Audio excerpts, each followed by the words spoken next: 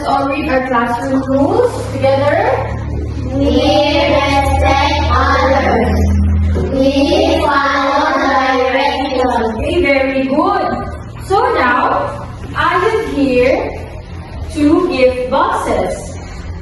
A cube and rectangular prism. Now, which do you think is bigger or has a large amount of space among these two? Yes, Joffrey? The rectangle, very good. How about Alexa? Okay, very good. A cube or rectangular. But what is really bigger among this? And how can we prove that one is bigger among these two? Now, for us to know, we are going to find its measurement. That is what we call volume. So, our topic for today is volume of solids, cubes, and rectangular prism. So, what is volume? Everybody read. Volume is the number of cubic units needed to fill the shape. Volume is the amount of space that's occupied by a space figure. So what is space figure? This one is the example of space figure. And the volume is the amount of space inside this space figure. Now how can we know the volume of this cube? For us to identify, we are going to solve the volume. Who wants to volunteer opening this box?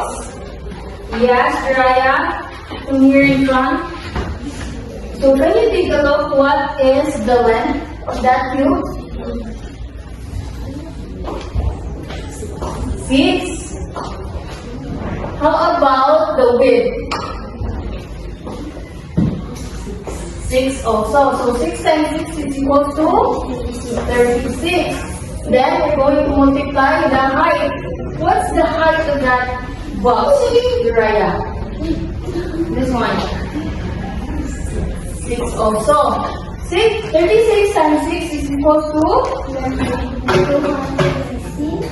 216. Very good. So the volume of that cube or this gift box is 216. Thank you, Raya.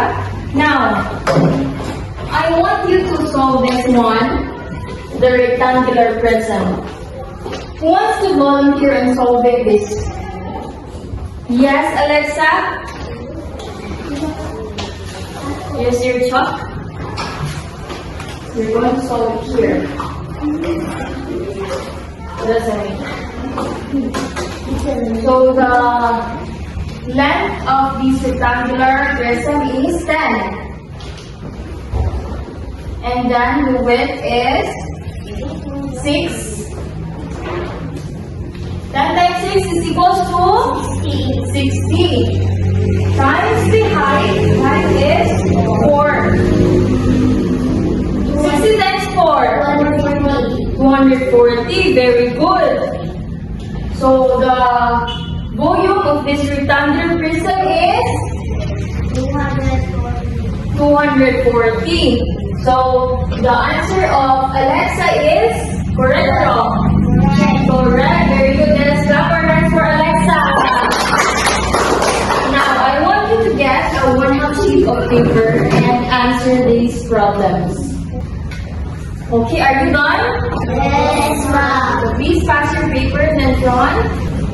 So for your assignment, I want you to find 2 boxes at home, measure their length, width, and height, compute their volume, and compare which can hold more.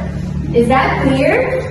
Yes, ma'am. Are there further questions? No, ma'am. Okay, if not, that's all for today. Goodbye, class. Goodbye and thank